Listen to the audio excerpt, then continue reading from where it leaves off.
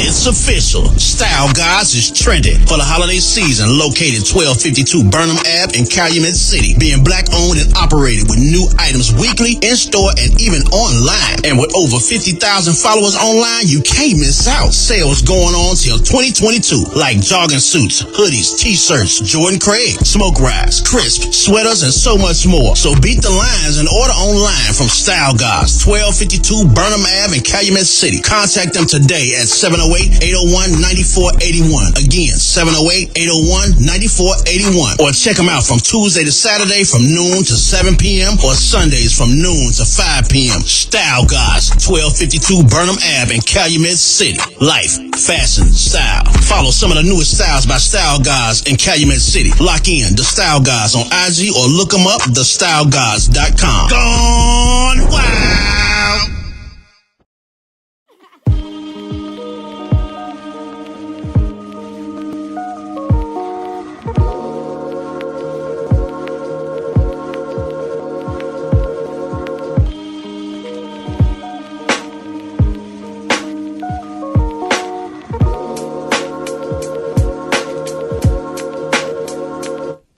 God bless you. The road can get lonely when God tests you. A prayer for my teenage son, nieces, and nephews. Bless me with this ministry gift, so I'ma bless you. And peace to the homie T. Jordan, we ain't forget you. And peace to all them urban disciples, much respect due. Escape the temptations and lust before it catch you. Got a lot going on in my mind, about to let loose. And tell the hood you do it for Christ, watch them neglect you. Don't let them dress shoes and suits get you confused. I paid my dues in these streets like you, right after school. I used to blow green and stay on my grind. Them dope fiends used to steal for them 20s and dimes. It's cold out here. Them youngest got the neighborhood shook, they bold out here. It's hard growing old out here. Lock your doors, cause in the trap you get it stole round here. A full clip at hot meals, it's like gold round here.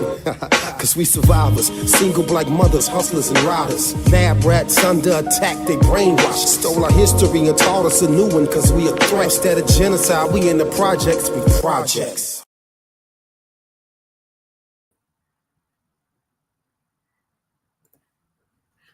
Welcome, everybody. This is your man, HRap coming at you live and direct. You know how we do this. This is the opening episode of the dopest podcast, Father Only Father and Son podcast in the universe.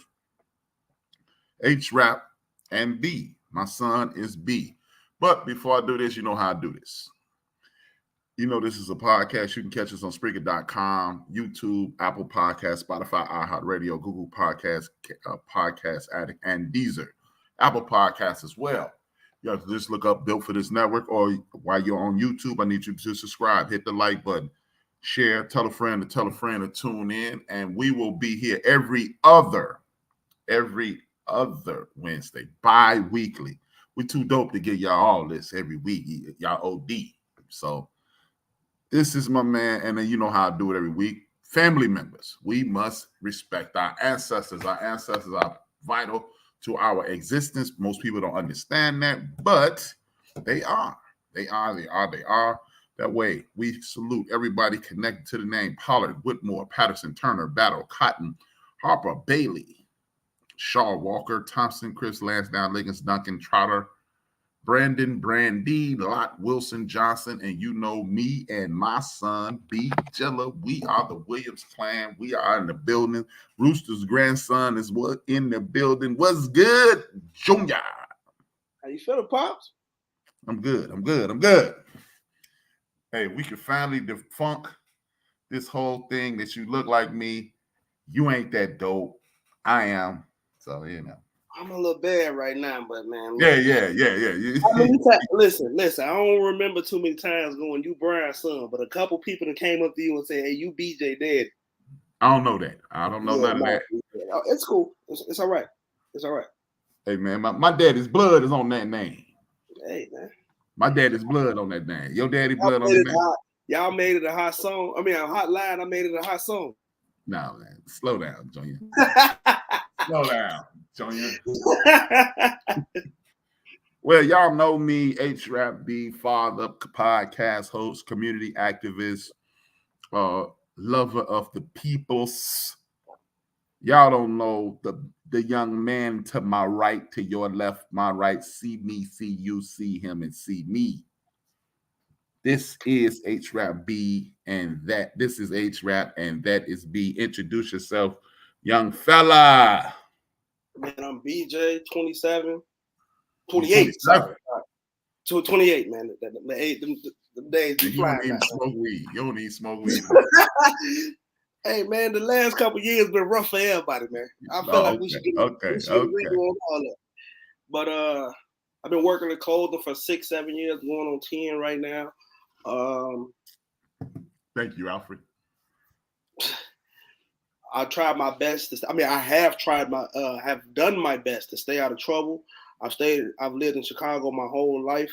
I like to say I'm internationally known, locally respected. I grew up on the north side of Chicago. You're a line jacker. You said what? You're a line jacker. Don't be a hater. I grew up out west. I grew up north, kicked it west, lived south for a little while, and now I currently work in the hundreds, and I also did a little work over east. All right. Work, huh? That's what you call it, what you do. All right. Hey, man, don't hate the player. Hate the game. Man, well, let me explain to the peppers exactly why we're doing this. This is going to be a podcast about the perspective of a young man and an older man. We are a couple guys named Brian. We see the world in two different ways. He sees the world from the perspective of a person who was born in the 90s. I was born in the 70s, the greatest decade in the history of the universe. Yeah, I said it. We got it. Bam. See how people with 70s look? See how people with 90s look? Yeah. Since you stopped getting them haircuts on my dime. Yeah, they were mad. I wish I would. You know what the haircut cost these days? They want $100. Yeah, right. You need to come back out west. Celebrity barbers, man. They cut Lil Durk and Polo G and all they got. Yeah, you better get you a barber that's cutting Fred. Man, look, man, take this $40. Man, you got it, Jack. But but this is gonna be a podcast about two men looking at the world from two different perspectives. This week we're just gonna introduce you to us. We're gonna talk about our relationships, the trials and tribulations. We have an excellent relationship now, but at one point he was calling himself Tariq and calling me Ghost. We're gonna talk about that. And it's gonna be some hard conversations. All of them not gonna be easy. We're gonna talk about news. We're gonna talk about music. We're gonna talk about current events. Talk about people like goofy ass Kanye, and we might even come up with an award every week. Get your goof ass out of here award. But you want to add anything to that, boy? Why? Not really. Just I just want to make this as fun as possible. I want you to hear me out as well as I hear you out on exactly your thoughts and your feelings about things. There's a lot of people that see the younger generation now and they just say, "Oh, the hell with them," and they not doing it right, and this and that, and this and that, and y'all just don't know what y'all doing, and we really kicked down a lot of doors. Indeed. You know what? It's not one of the questions, but I'm gonna ask you this, man. It's not this. I'm throw you a curveball. How do you see how do people in your generation see people in my generation? It's easy to be my son and know me. I mean, personally, let me say this too before I answer that. Once we do this, I really don't want to look at you as my father. I want us to have a conversation, we always have conversations. So yeah, me and you are. I want them to understand this ain't no BJ giving no father-son answer. This is real live. Me and you on a conversation. I mean, me and you on the phone cussing each other out like, "Hey man, no, that ain't how that's supposed to be." But you cuss me out, I'm socking you in the nose. But understand what I'm saying. But yeah, for the most part, a lot of people in my generation and even younger just feel like they're not understood. Okay. And it's a fair assessment to say they're not. And then what a lot of things is going on, a lot of people have raised their self and did for a lot for themselves. So it's kind of hard to tell someone like that too. To tell them what to do or this is the way you're supposed to go, because it's like, y'all are used to this, but we want you to understand that this is a newer way of doing it. Do you think y'all were allowed to make mistakes? Or y'all feel like, because if you were allowed is one thing, do you feel like you were allowed to make mistakes? It's something totally different. Do I feel like my generation? Or just the general, not me. Generalities. Yeah, just do I feel like we were allowed to make mistakes? Or it's just you're messing up. Everything was you're messing up. We were just that, and you wasn't allowed to make a mistake. Or did you feel like you could make a mistake?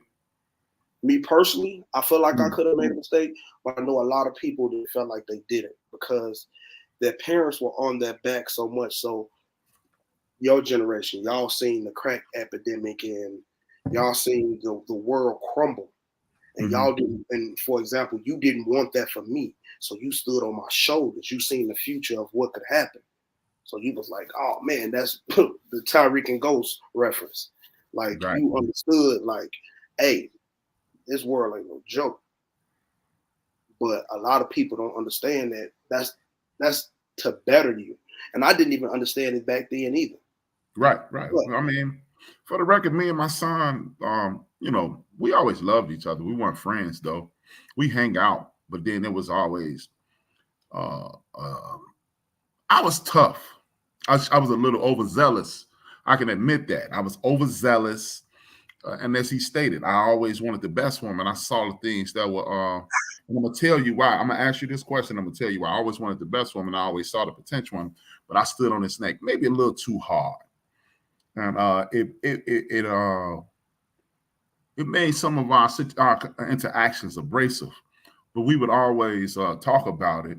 And then, like, even after, corporal punishment, spankings, whippings, whatever you want to call it, he was angry, and I would call him downstairs and I would tell him why I did what I did, or why I was on his neck, and that helped in the long run. In the intermittent, it didn't do anything. So that's why this is the first question. What was the hardest part about being my son? Understanding that you wanted the best for me and that you weren't just some jerk. Okay. Expound on the jerk part. Like you said, a lot of the corporal punishment was overzealous, over the top, everything, all the big words you can think of. But again, one thing that me and you've always had was 9 out of 10 on the Richter scale, communication. Mm-hmm. I did this because of this. You may not understand it right now, and you might still be mad. I vividly remember you telling me that. Like, you might still be mad. You still might hate me. But I guarantee you when you get older, you will understand. And to this day, I understand, like, I was just laughing with somebody. There's not a day that goes by that I almost don't hear your voice in my head, because it's like,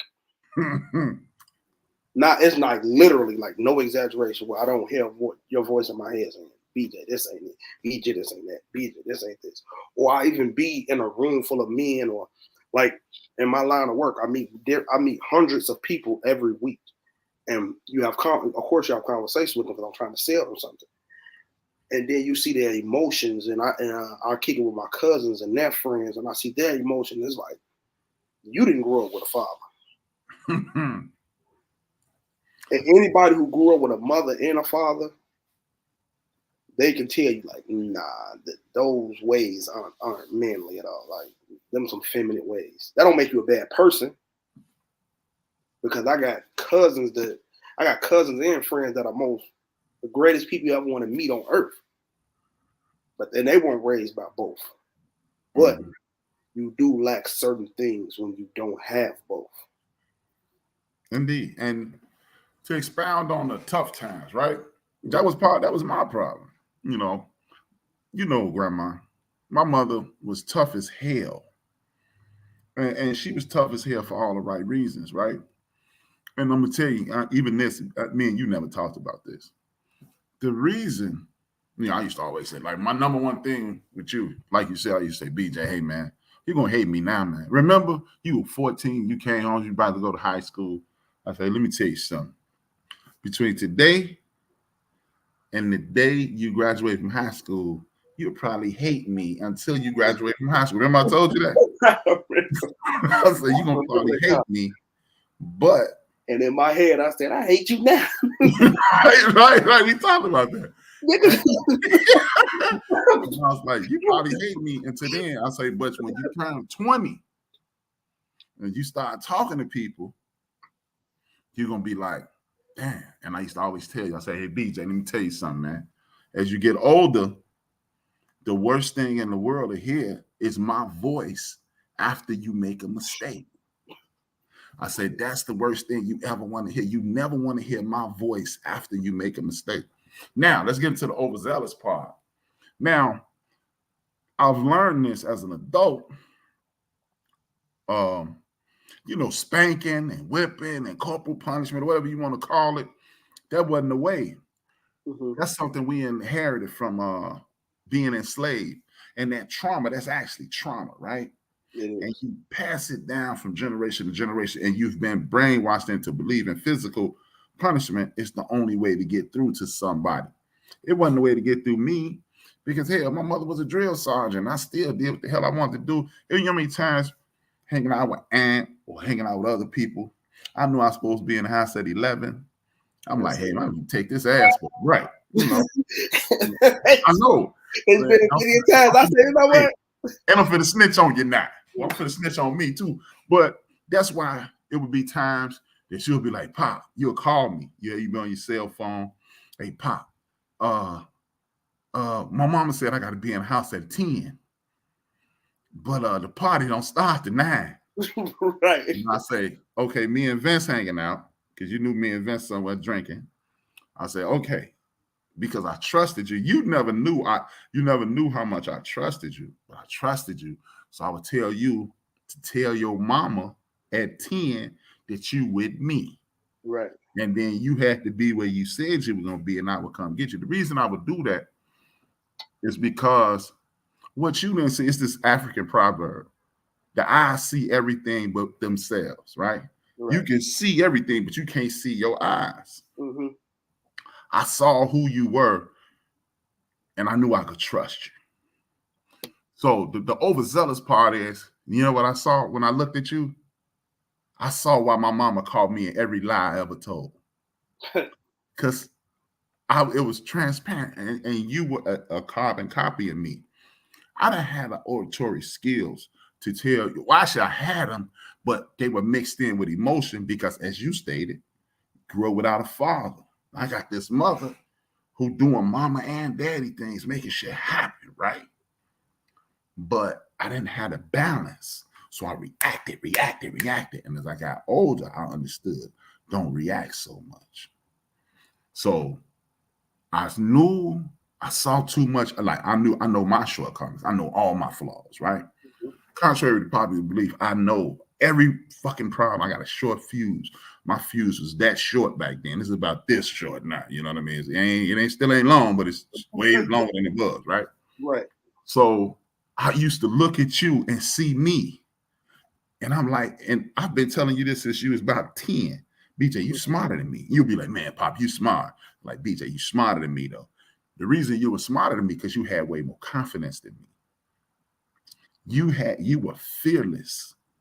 And I wanted that feel. Like I knew what part of my thing was. I wasn't fearless.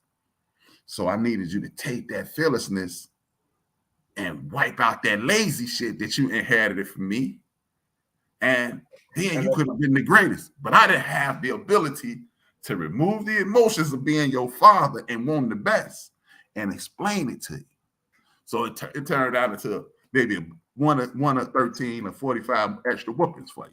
Exactly. But I mean, I eventually got it because if it would have been explained like how it is now back then, we'd probably be millionaires because that confidence thing has taken me way past I've ever thought I could ever go.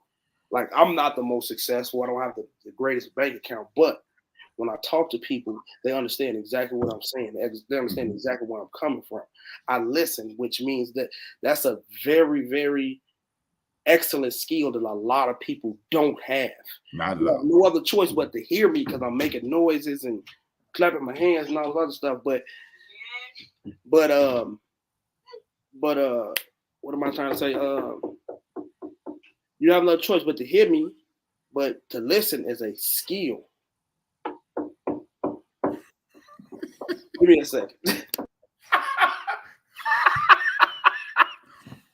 Hey, man, this is the Image Bench Podcast, HRap and B. This is a podcast with me and my son every week. Every other week, we'll come on, and we're going to talk about the trials and tribulations being father and son. We're going to talk about how the world has been shaped, and we're going to talk about that temper that he got from me and my mother and my father. As y'all know, me and my pops, we never got a chance to meet, but I know my family, and they've told me about my pops. And I grew up with my mother, and my mother was mean as a snake sometimes. She had to be, she was the black mamba. So he got that from, what's up, Rev?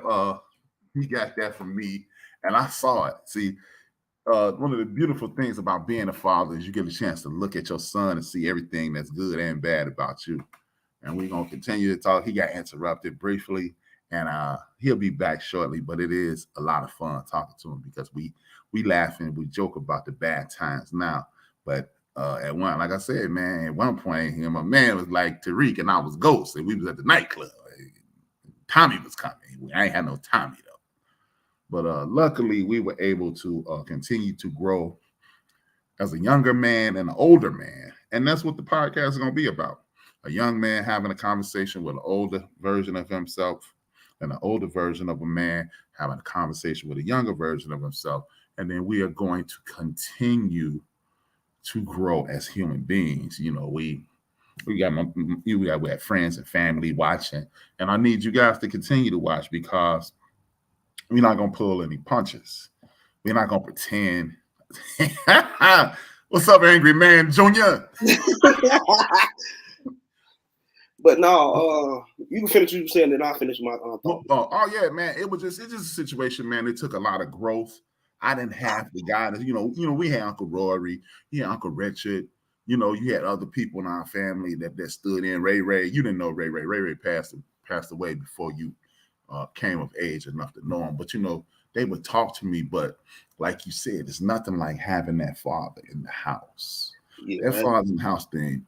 And like, I'll give you an example. We'll cover that later. Go ahead, do it. But yeah, like I said, that confidence thing just soared me into a whole nother lane in life. Like I said, I was talking about the listening thing. I can listen very well. Listening meaning I can hear exactly what you're saying to me, understand, and I can put my feet in your shoes. Like, right. I understand exactly where you're coming from, and I can agree to disagree, or we can agree. Exactly. And that's the key, man. Empathy, being able to put yourself in another man's shoes. Because, see, you know, it's easy to say, yeah, I understand. I get it. Like God rest her soul, Aunt Mom. I didn't understand when Aunt Mom passed away. Aunt Mom passed away 87, right before my birthday. And it's a seminal moment. When my mom died and Aunt Mom died, Aunt said two things that may have mentally saved my life. The first time was when Aunt Mom died. We sitting on the stoop on Cedric. We just sitting there, you know, we too young to really be able to process what really happened. You don't know what to say. And Aunt turned to me. He said, you know, man, when you wish you get a whooping or something and you wish bad shit on your parents, don't do that no more. And it resonated because, you know, we always was in trouble. And we always, man, you shut the fuck up, you know, all that. So, and then when grandma died, Aunt reached out. You know, I'm just sitting in the crib, I'm chilling, laying on my back. I ain't really doing nothing. And Aunt called me again to the rescue, Aunt. And he say, hey, man, what you doing? I was like, nothing. He said, hey, why don't you come on through, man? I go over his crib, we get to laughing and joking, and my energy started going down because now I'm thinking about my mama. You know, she only been gone. She had been in the ground about a week. And I'm like, And he looked over and he looked at me. I said, man. He said, you cool? I said, yeah, I'm cool. I said, just don't feel like I'm old enough for my mother to be dead. Now, mind you, Aunt Mother's been dead for 25 years. And he go, yeah, man. I know what you mean. And instantly I go, damn. I was about to say, you went instantly. I'm like, what the hell? How am I feeling bad? And Aunt Mama, all this time, I got the right to feel bad. I'm not saying that I don't, but it brings things in perspective. And that's what listening will get you, because a lot of people will tell you, man, I know what you're saying. But they don't understand because they ain't been through it. But Aunt understood on every level, every single solitary level. Every single solitary level, Aunt understood. So, yeah, man, listening and get you way farther than talking. You got 2 ears and 1 mouth for a reason. Mm-hmm. That's definitely true. So, and another thing, now we'll talk about that after I ask this question. Where the rest of the questions at? Next question. Best part about being my son. And I'll tell you my favorite moment about you. It's one is insanely funny, and the other one, I was proud of you. The best part of having you as my father is the moments I have, and the memories I have, as well as the moments I have with other people. Mm-hmm. Because you may not notice, I don't think I've ever talked to you about this. I reference you a lot. I reference you like I reference God. Like, man, my old man taught me this. Like, nah, that ain't how that's supposed to go. God, don't say that again. That God, fuck. But I reference you a lot, like, because I know as a kid, you was my hero. I seen you as a superhero. So when you gave me facts, I knew they were facts, and I didn't have to double check them. And on top of that, if anything was ever wrong, you would be like, you know what? That may not be right, BJ. You might have to go do a little bit more research on that, but that's about as far as I know. And then I had people like Vince I can call. Then I had my cousin like Jew, who into books like crazy. I can call him and ask him about anything, and he'd explain it, break it all the way down. He'd be like, you understand? Like, yeah, cool. And then I also had like my cousin Chris. He'd break stuff down for me. About a lot of people in my corner I could really get down and get busy with. So, but back to the original question, the original point, like, that's the best part about having you as my father. I can always think back to whenever I needed this, money, video games, haircuts, the best part was the knowledge. I could always reference, like when you was on podcast with Rita, when you and Rita did the last show, he was, my manager was watching him too. He was like, oh man, do you remember the times he talking about it? I'm like, not really, because there's a million of them. Mm-hmm. I mean, it sounds familiar, but you don't understand how many times we didn't been in the car and driving and listening to music, and I don't even know where we going. We might have just hit a couple extra blocks just so we can finish this album. The best part about having you as my son is the first time you told me that. You told me you was about 12 years old, and we was in a bad place at this point. Mm-hmm. And I don't even know what made you say it, but you was like, you know what, Pop, you my hero, man. That made my decades, you know what I mean? Because I never wanted to be your hero per se. Mm-hmm. I just wanted to be a good father.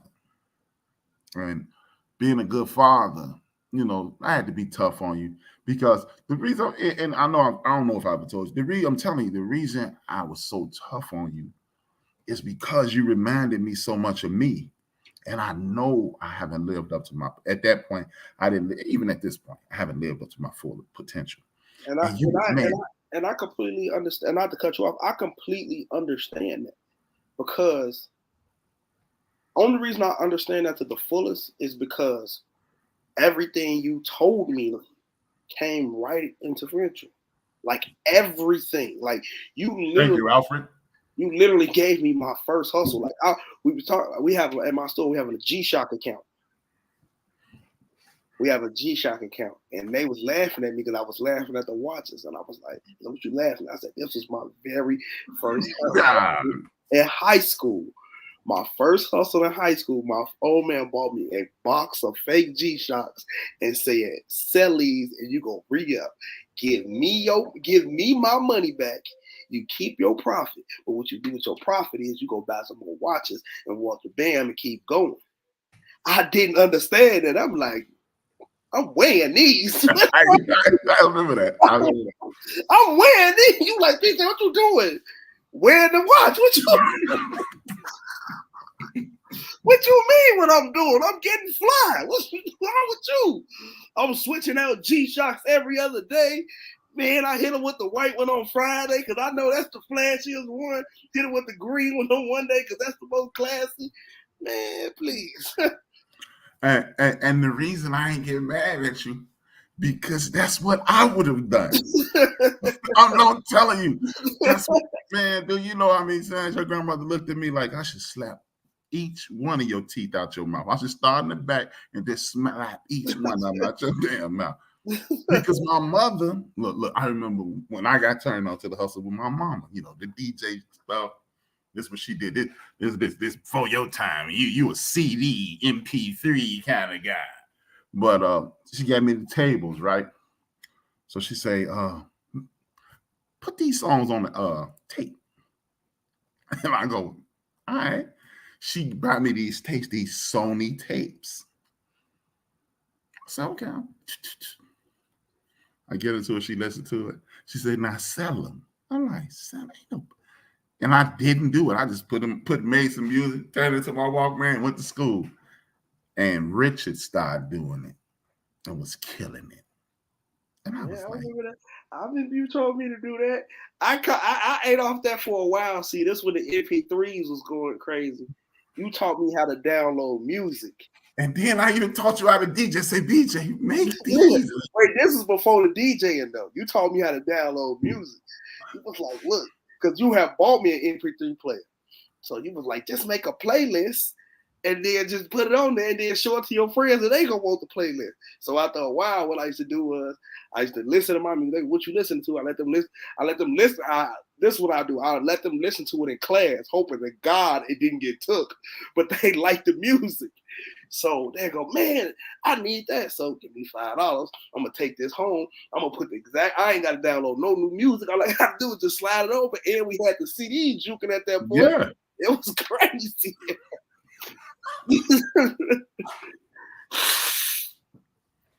Man, we had the CDs going crazy at that point. So yeah, I was killing the house for unlimited music. Yes. I remember that, man. I was like, I remember. And I remember. Hold on. I remember one time, just to finish the MP3 story, I remember one time they got so mad at me because they thought I was using different files, like putting people, like if somebody gave me a list, I would give it to them. But if somebody was like, hey, man, I want what you got, man. I like that. I didn't put 10 of the same songs on the same MP3 player. And then everybody sitting around going, hey, how you singing along to what I'm playing? I'm like, hey, man, look. Because you can see, I will never forget this. I was in computer class. We used to have free time in computer class, and you gonna see people listening to the words to their song, and then they eventually caught on. Like, hey, you got that on yours? What's your number 3 track? Like, oh man, they got me. Oh, I told you. I say, BJ, I ain't using these anymore.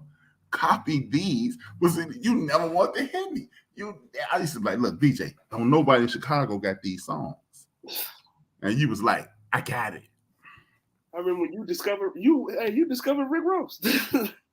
You brought Rick Ross to Chicago. A lot of people don't want to hear that. I stumbled upon that too. It was 2:00 in the morning on a Sunday. You know, I was working off about 3 hours of sleep back then. And I was like, I'm gonna shut it down after this.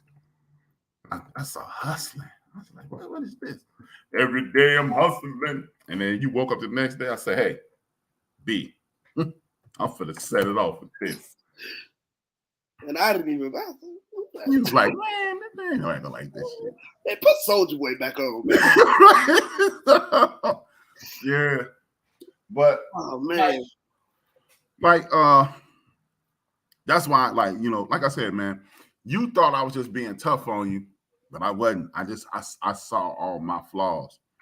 And the one day, we never talked about this, but I know you was mad. And then I won the bet, and you ain't want to admit it. You ain't want to give me my P's. But I always want that. I've been always wanting to ask you about this. That day that you spent that, you had that long sleeve T-shirt. Jesus, I knew you was for the same. Jack. I said in my head, watch this man finna bring up that LeBron polo. Yeah. And I went into, it was City Sports on Madison and Pulaski. And I think I spent at the time $72 on a fucking T-shirt. I was like, what? I was like, no, man, we taking this back. I remember the shirt. It was an LRG shirt. Yeah, it was an LRG shirt. I said, man, we taking this shit back. I'm not paying no $70 for no damn T-shirt. And then we took it back. He only gave us $65. And then he gonna try to give us a pair of socks. I almost hit his ass in the face with those socks. And then I took you back to the crib. I said, look, man, you ain't spending this type of money, man. And that's when we was talking about money and everything. And then we went out to the store. We went to Marshall's. I was like, look, you're going to get this new shirt. And we went back to the crib. We got the shirt from Marshall's. And I bought the shirt. I said, I'm going to buy the shirt. You had $65. I put $65 on the TV. I said, how much money you need to kick it? And you was like, $30. You still hot. I say, look, I'm going to take this $30. Let me give it to you out of my pocket. I said, we're going to sit your $60 on the TV. I said, if these little girls up here give you peas, I don't hear no noise. I said, we ain't buying no gym shoes, none of that. We're going to wipe off all these 45 pair of sneakers in the damn house. You got shoes that you ain't never wore but one time. I got to wipe them off with this 409. Now. Yeah, and you was like, and it pissed you off. I know it pissed you off because when I picked you up, little Mike and little Vince ran to the car. Uncle B, can you take us to get one? And you just looked at me like, it's still whack. Hey, the best part was when we came in the house, right? And you tried to walk your slick ass up to the TV and pick up your money and go upstairs. I said, nah. Give my $30. What were you thinking that night, Jack? See, I always thought you were so much of a jerk that I just had to prove you wrong. Oh, yeah. It was like this. His record can't be this strong. That's my whole thing. Like, he can't be right all the time. He's going to get one of these wrong, and this going to be it because everybody like LRG was the hottest thing on earth at the time. Didn't nobody know about no King James in my head because I wasn't into sports. Right. He was like, I'm sports. I'm like, I don't care about him. Look, Mike talking about Kobe right now. You talking about some King James. Look, Vincent, the new Jordan. You talking about some LeBron. That's with me, boy. Man. Now, what's one of your favorite moments? Favorite? Give me your top three, because one is too hard. We kicked it hard. We kicked it super hard. Probably in no order. Probably that time we sat courtside at the Bulls game. Oh, when y'all mean Tracy McGrady was there. That ain't even that's not making my 10,000. You know why? Why? That's the night we got food poisoning, Jack. I don't think about that night. I was out of school for like a week. yeah. I was off work for about a week. Nah, I don't talk about that. You keep that one. Okay, we got that. That's your list. I ain't been back to the UC since. You know what I've recently just did too? No, not did, but I've recently just seen. That time you taught me how to make donuts out of biscuits. Now everybody air fryer crazy. Oh man, donuts a bit. I've been poor. Do that in the 90s. I've been poor. That ain't nothing new. I've been at poor activities. Right. It's post skills, man. Then give me your third one. Probably the third auto show. Every year the auto show. Every year. Show. Okay. One of my favorites, three of my favorites is the Mr. Gray episode. Yeah, I might be. That should have been there. The Mr. Gray episode, because y'all don't know what the Mr. Gray episode was. BJ is his father's son. And what I mean by that, we both were the class clown. Neither one of us had to realize that while everybody was laughing at our jokes, they was doing their damn work and we were failing, but we were funny. So this is one disciplinarian. He focused on BJ, and for whatever reason, he wanted BJ to be a thug. And that was the year we went to Disneyland. Mm-hmm. So he was about to Mr. Gray was picking on him. And then he called me up to the school. So I came with their college shirt. I'm looking fake professional, because they don't know. That's the only time I was going to wear that mess in public. And he went to line on BJ. And BJ was like, wait a minute. I said, ah. And so he thinking, when I checked BJ, like, shut up. And BJ thinking, this fat motherfucker tripping again. No, you told me on the outside. Yeah. I'm telling them. I'm giving them the backstory. No, I'm talking about before we got in the office, you said, don't say nothing. I'm going to see if he lying. Right. And then I started talking, and then you was like, that's when he thought you was checking. Yeah. Yeah, I forgot about that. I say, hey, don't say nothing. See if he gonna lie. So Mr. Gray started lying with his punk ass. Yeah, he's still a punk. What, 12 years later? Yeah, he's still a punk. Yeah, I got a couple homies that still looking for him. Yeah, I can see why. And you was like, hey, you thought she was in trouble leaving. But see, I was like, nah, man, he was lying because I knew you. See, the thing is, man, it's like when my mother, I always go back to grandma. 99% of the time, it goes back to grandma. And I asked grandma, why you never talk? Grandma talked to me about dying, what to do after she died. And this is we talking about the 80s. We didn't even think she would ever be sick, right? She talked to me about finance and taking care of yourself and cooking and things like that. And I say, you talk to me about everything. Why didn't you ever talk to me about drugs? She said, I knew you weren't that type of kid. And that's how it was with me and you and Mr. Gray. Mr. Gray was accusing you of things like bullying. I know you were a jerk. You were lazy like me. I mean, you were literally a carbon copy of me, right? Mm-hmm. But you wasn't that. Exactly. So when he did that, nah, man, move around, John. The next thing, one of my favorite moments is when I went to Miami and left you my car.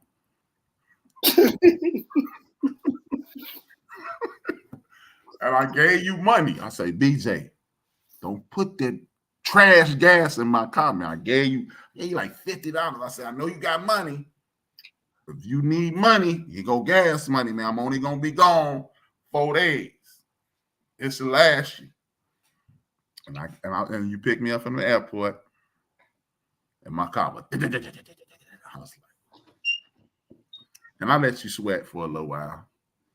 I said, hey man, why you let your mama put this gas in my car? You was finna, and he was like, oh, how you know? I was like, yeah, man.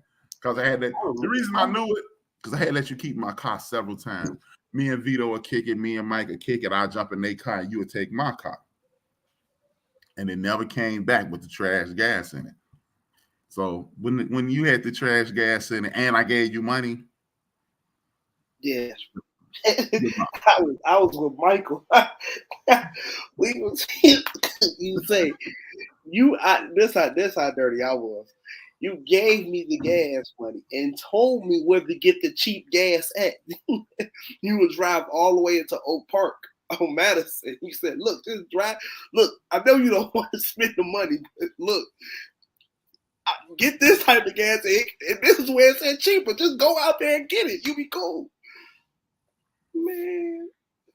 Going to Falcon fuel.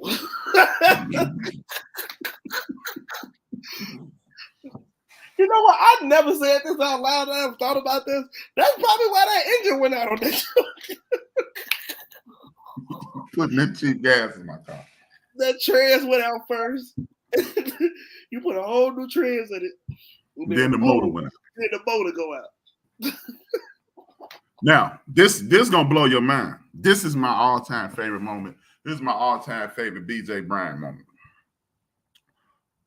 I don't know what we would what happened, but I used to always tell you, BJ, you can speak your mind. You know, if you think I'm wrong, show me I'm wrong. And you freaked your mama out. It was like a double win. We started off like no. And I kept pushing you. And I was pushing you so you would speak your mind because you kept being my son. Right. But I could see that you knew what you felt I was wrong, even though I was right that time. But I kept pushing you. And then it came one point in the conversation. You was like, no, Dad, it's this. You were dead ass wrong. And Nikki come running out the kitchen. Don't be yelling at your daddy. I was like, he's speaking his mind. And you was like, okay, he finna fuck me up. I was like, nah, he's speaking his mind. You kept that one in. Yeah, I was like, nah, he's speaking his mind. He got the right, and like I used to always tell you, you got the right to disagree and stand on how you feel. Right. And that was the day that you were like, blah, blah, blah, blah, blah, blah, blah. You were wrong, but I was like, no, it's this. And your mom was, don't be yelling at your daddy. I was like, look, relax. He's speaking his mind. I kind of remember. I vaguely remember that. That's my favorite moment, because then it wasn't, I'm scared to speak my mind to my dad. That's when you realize, oh, he ain't lying.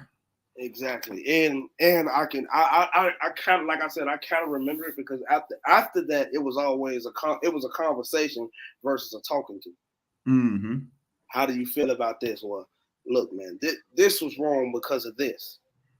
It was still a, you stupid for doing that, but it was still a like, and this is why. Right. And what were you thinking so I can have a better understanding? You used to always tell me, what were you thinking so I can have a better understanding? And then you were still lying. Straight to my team.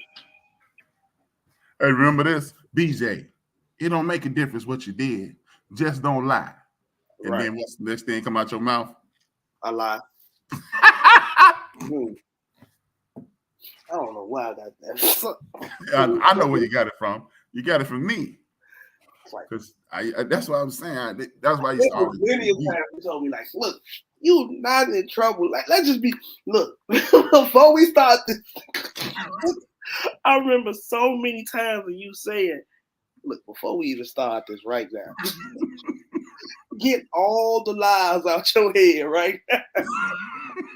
Look, I remember when you be sitting there playing Xbox and you would give me a shot. Look, collect your thoughts. You be playing college basketball. I'm like, okay, I'm gonna tell them the truth. They want me that bad. So what happened? I don't know. I would have went for I don't know. Because, see, that's what you ain't realized, man. I don't know is an appropriate answer when you 15 years old and your parent is lying that. Because I understood. That's why I used to tell you, like, BJ, I'm telling you, man, I don't know.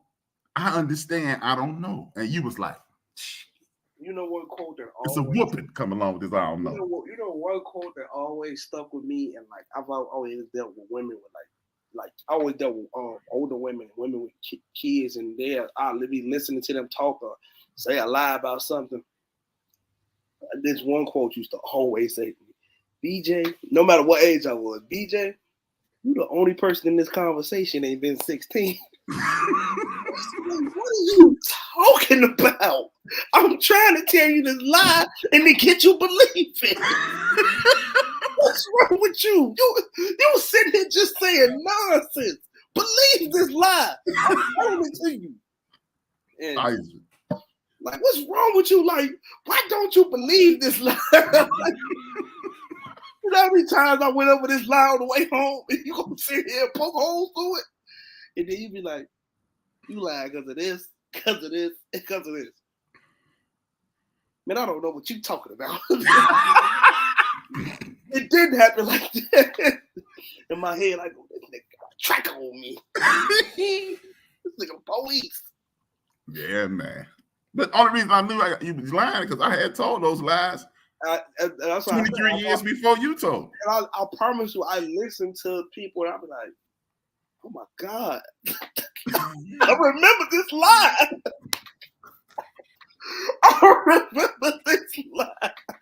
I remember this lie vividly. Like, I remember what I was doing when I said this lie. Yes, sir. Yes, I remember the lie that I was going to tell on top of the lie if you caught me in this lie. And it still didn't work at all. Never worked. Never worked, boy. Never even came close to work. Because I had told a lie. I used to tell you, like, BJ, after you get in trouble, I say, BJ, did you understand why I caught you in the lie? You'd be like, nope. Because you sitting there like, it was a good enough lie for me. I would have believed this. I was like, BJ, I told this lie already. I wrote that lie, nigga. The footnote on that lie got my name on it. I was about to say, I remember telling myself, this man, I got it. I got it.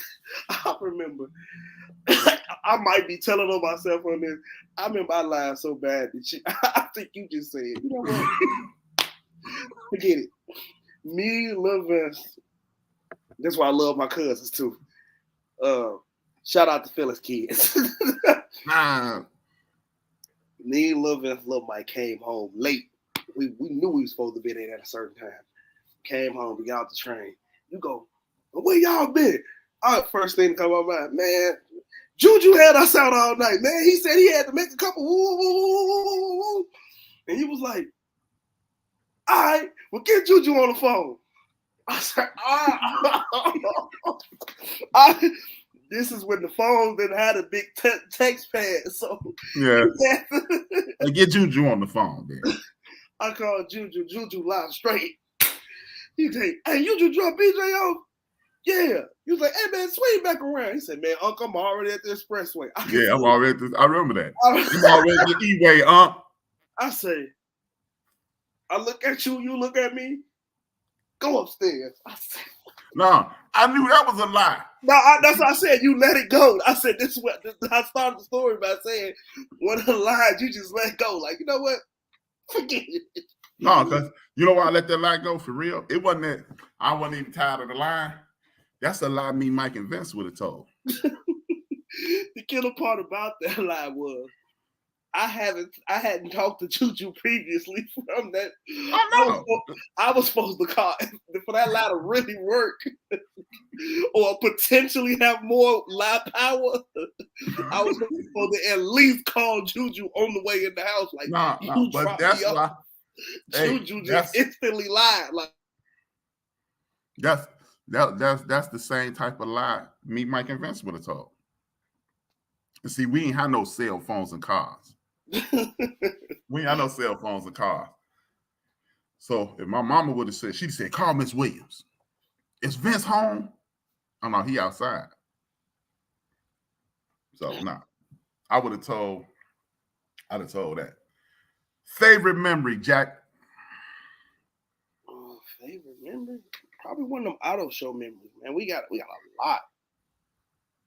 Them auto show, because I love cars. And you know what? You know why one of them auto shows memory was? because you didn't like Carl, and I could see it in your face. You couldn't stand Carl the way I liked him.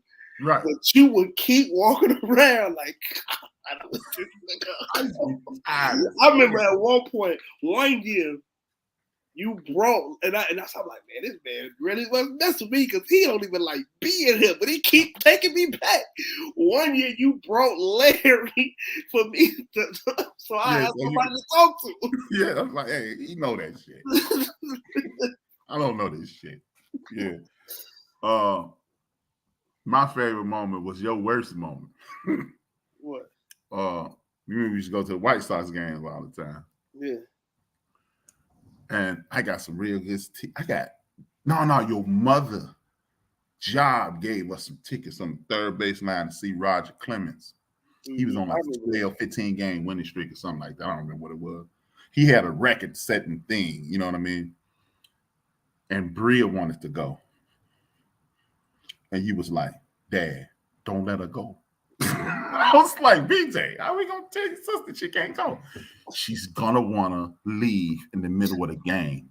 We're not going to be able to finish the game. I said, nah, she's going to be cool. Around the fourth inning, Bria was like, I'm cold. And you were just sitting there like this. Here you go. I told your ass. Around the sixth inning, Bria was like, let's get the fuck out of here. And you looked at me. Let's go. Yeah, he was like, let's go then. Oh, see, I told you to bring. Hey, that and the what's the sauce you didn't like? Well, you lied and said you ain't like honey mustard. I was like, hey, let's get some honey mustard, man. Yeah. He was like, I don't like honey mustard, Dad. Now we ain't getting that. I got honey mustard anyway. I said, hey, try this. Oh, this is good. I said, yeah, that's good in honey mustard. Because it was the first time I ever had chicken fingers and honey mustard. We was ordering pizza. He was like, I'm gonna get y'all some pizza. It was me and Bree. Like, I'm gonna get y'all some pizza, some chicken fingers, and some honey mustard. Chicken fingers.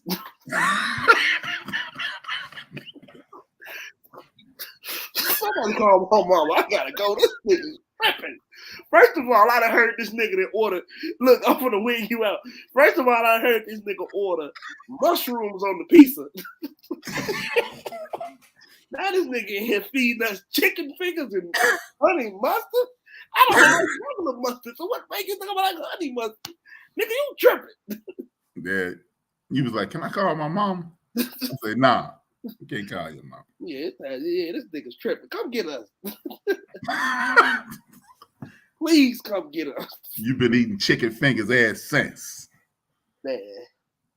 Yeah, that was a good night too. Yeah, that was a good night. I remember that. That's when we had the joint up on Kenmore. The Lake View House. The Lake View House. Yeah. You know what? That's up there too. Man, I remember that vividly. You at the PlayStation with the Wu-Tang fighting game. Yeah, a lot of people don't know about that Wu-Tang fighting game. That's right. Everybody just getting on the Wu-Tang clan because of the show. Now I've been on Wu-Tang. Hey, I used to let you drive the Trans Am then too. Yeah, with the T-top joint. Yeah. You thought she was shy. See, that's one of the things I was telling my manager. Like, man, I got so many of those. It's not one or two, not no weekend things. It was weekends there now and then until I started getting older and said, hey, nigga, no, I don't want to kick it with you. Yeah, I don't want to kick it with you. You get that car about you, homie. Livingston got the girls over here. What are you doing? I got the car. Okay. We finna shut it down. This is gonna be the last question. Okay. When did we become friends? So you sent me the what is it called? Send me the list of the questions so I could think about this. Well, I've been thinking about it since you sent it to me. What was it, like Monday or so? Mm-hmm. I can't pinpoint it, but I have. Someone has asked me this question before. I want to say when I became an adult, and you kind of told me this too. I think you told me this when I was a kid. Like, me and you probably ain't gonna be cool until you in an adult. So you can get that out your head now. You can hate me all you want. And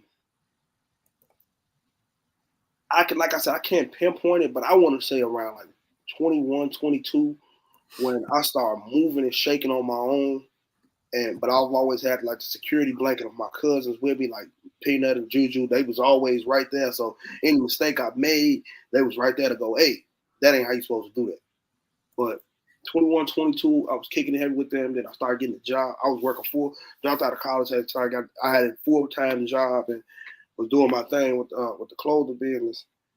And it was just so many things as I got older. As the days, like I said, I don't think the day has gone by where I haven't even referenced you or thought about like, this nigga's an idiot. This nigga couldn't have had his daddy in his life.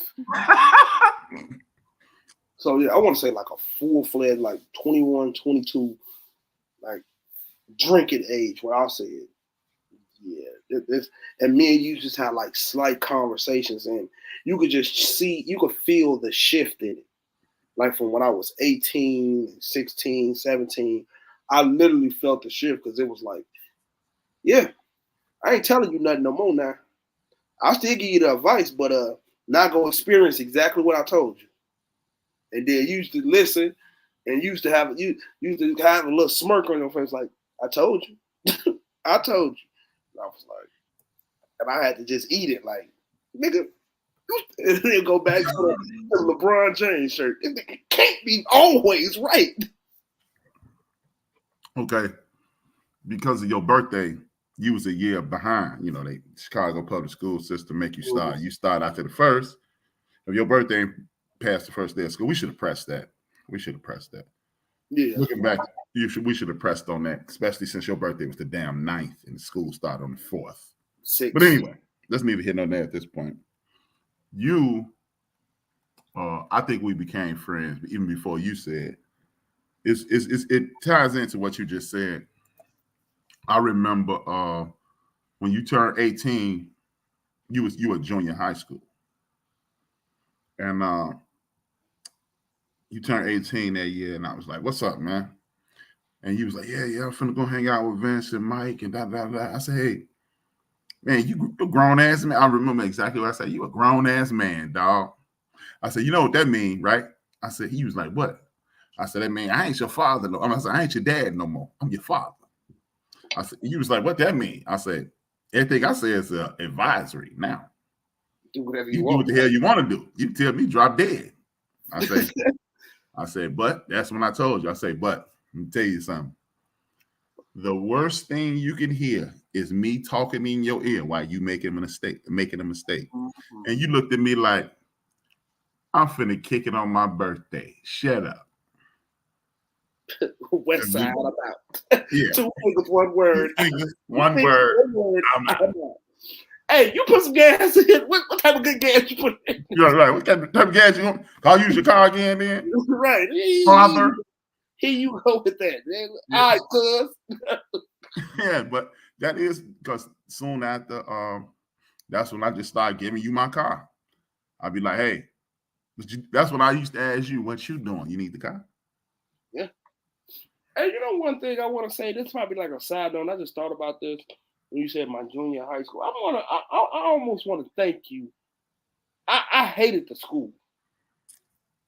But I want to thank you for not letting me drop out of that. Because you mean transfer. Yeah, transfer. Drop out. Yeah, transfer. Because I begged. I was like, and you knew the high school, and I used to hate you for it too. I'm like, you know these people don't BS with me, and you still want me to go here? What's wrong with you? You was like, because I ain't about to let you quit. I would let me quit. Hey. What's wrong with you? These people hate me. These people don't want to see me succeed. I had at least 40 to 50 teachers. Only 2 of them wanted to see me succeed. Mr. Lehman, the 3, Mr. Lehman, Ms. Miller, and Coach Kane. Black Coach Kane for everybody else. My viewers. Brother Kane, not cocaine. Yeah, not cocaine. They're the only people who want to see me succeed. He want me to stay here. And the reason I want to thank you for that, because I'm like, yeah, I look back at it and be like, man, if I could deal with that, I could deal with anything. Yeah, when the world against you, when you think that your entire universe against you and you have to stick it out, you walk through the rest of your life like it's nothing. And I knew it because I didn't, again, it goes back to the mistakes that I made. I mean, I love my time at West House Vocational High School. In hindsight, I'm glad I went there. It was nothing bad about it. It was the polar opposite of what you're talking about. Mr. Bowman and Mr. Payton was the only two people in that school that I would punch in the face right now if I saw. But the only two people in that school that I felt didn't want me to succeed. It was a total opposite. But academically, I should have stayed my ass at Lincoln Park because Lincoln Park had more amenities than Westinghouse because they were in an affluent neighborhood and they had things like rich kids going there. One of the Cubs' sons went there. They had things that Westinghouse just didn't offer. Right. Now, the only thing is two things that I'm disappointed with you about because you could have got me out of poverty. You 28, we could be on your second 300. We only be on your $300 million deal right now. Your black ass was a damn good baseball player from day one. And then you came to me after that first season and said, hey, Pop, you wanna you mad if I quit baseball? Or I was like, because you would never let me quit in the middle of anything. Yeah. Whatever I started, I had to finish. You had to finish. And I was like, hey, but you hit me up at the end of the season. You was like, that's what I said. It was the end of everything. Like in the football. Yeah, he was like, I'm about tired of getting hit. We got about 2 more games left. No need to go look for cleats. yeah, he was like, don't need to go look. Yeah, I was like, yeah, you know what? Yeah, you quit that baseball team. I was like, oh, he good at this shit. And then it was funny, but it was tragic. This should show you how disconnected with sports you were. I mean, I was super sports guru, dude, sports. I'm watching the Sports Center 75 times a day. I'm recording the Sports Center and watching it again. And you used to be like, hey, man, what's up? What else on TV? So one day you came home. I'm still a guy to this day that only watches the Super Bowl for the commercials. Yeah, hey, you watching more than I did. To this day, I only watch just to see the funny Pepsi commercials in the halftime show if it's somebody I want to see. Man, hey, bro, you came back. You came back and you was like, hey, go out for baseball again. I'm like, okay, I might get out of poverty after all. And then it was a Saturday. It was the day that we went to the Hall of Fame, Pro Football Hall of Fame. In Ohio. Oh, in Ohio, yeah. And I'm putting on my clothes. I said, hey, BJ, whatever happened to the baseball team? And you was like, oh man, I ain't make it. I said, yeah, I went and tried out. And they only let me play for a couple of minutes. And they just said, hey, you come back tomorrow. And I was like, what? Yeah, they told me to just leave. I was like, BJ, you made the team, right? No, they told me to just come back tomorrow. I said, that means you made it, Jack. They don't tell you to come back tomorrow if you don't make it. So you owe me at least $75 million, man. I figured you'd have got a $300 million deal. I could have begged you about at least 75. Yeah. 50, 25. Okay, 25 million. I think I could have begged you about 25 million. At 100, you owe me $25 million, man. Yeah. One thing I wish I would have stayed with it, that hustle you put DJ. Oh man. I kick myself every single time I look up about that. See, and that's why you tried to get me to buy you that expensive board. That I said, you don't stick with nothing. I had 2 of them. I bought 2 of them. I'm like, nah, because I told you I'm gonna get you this. I told you I'm gonna get you this trash one. And if you practice, and I got Cole on the CD when you was like, you know what? All right, I got you. you would have bought me the digital one, and you had to pay a subscription for it. And I paid it all. And what I do, I wanted the pot. You say, PJ, you in the party. Why not get paid to be there instead of party? I say, because I want a party. What's with you? And then Dan hired you to be the DJ. I thought that was going to be your cue. But just like them damn watches, STBY, Jack. Man. But I want my $25 million, man. You owe me the money. Because I bought them damn baseball cleats. I bought them football cleats. I wasn't mad at you getting with football because you had that concussion, then they benched you. And then football, you had started too late. By the time you got to football, it was too late. Yeah, it was. But them brothers had been late. They was literally. I mean, we was on the football team. They were literally talking about how they were playing Pee Wee football together. Right. But hey, one thing about that football team, it ain't many people that can say they started their football career with a strip sack. Yeah. And then you got up and blocked for the touchdown. Hey, I can't say that. So, hey, with that being said, man, thanks for being on. B Jilla in 2 weeks, we'll be back.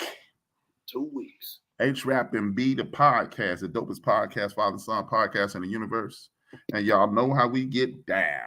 It is by saying, dream those dreams and man up and woman up and live those dreams, because life without dreams flows in black and white. Life with dreams flows in technicolor surround sound. You got anything to say before we go? Shout out to my mama. Yeah, you don't be a hater, man. It takes two. I ain't shouting at your mama, man. I don't even know your mama. I don't even know if you my son. Oh man, you gonna shout out your sister? See y'all in 2 weeks, man. You ain't gonna shout out your sister. That's horrible. That's Nikki's daughter. Nikki's daughter. Shout out to Nikki's daughter. With that being said, man, everybody who tuned in, I need y'all to hit that like button. If you're on YouTube or Facebook, hit the like button, the thumbs up on YouTube, like button on Facebook. I need you to subscribe, tell a friend to tune in. Tomorrow, on same bat time, 6 p.m. Central Standard Time, you'll have my man Rated Kev, Sister Charlotte. We are rap sessions. Well, we're going to talk about entertainment. It's going to be a 5-part series, Me, Rated Kev, and Charlotte.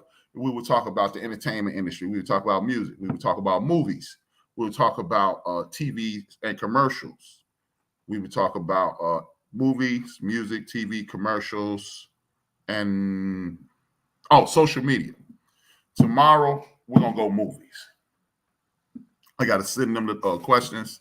We're going to go movies. We'll see y'all in 2 weeks. This is HRap B. This is HRap.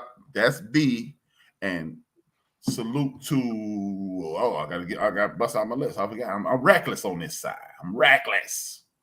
Everybody who give us the motivation to do this. Salute to all our ancestors. Salute to all our elders. Salute to the Ghetto Boys, Tariq Nasheed, Nori, Talib Kweli, Ray Grady, Zoe Williams, Corey Hokel, Craig Smith, Al Sharpton, Heather B., the homeboy Clay Kane doing his damn thing. My favorite, Larry Daniel favorite, she killing the game. Greg Carr, Dr. Greg Carr, the Queen Mother Karen Hunter, and salute and prayer. Send a prayer out to Joe Madison, the Black Eagle. Joe Madison, the Black Eagle. Always download the 5Call app. Always download politicking app. I'm going to start giving out the phone number to Congress. All you need is your state representative, your state senator, and you can call and complain. It's their job to hear it. And y'all already know, if I owe you something, I ain't got it.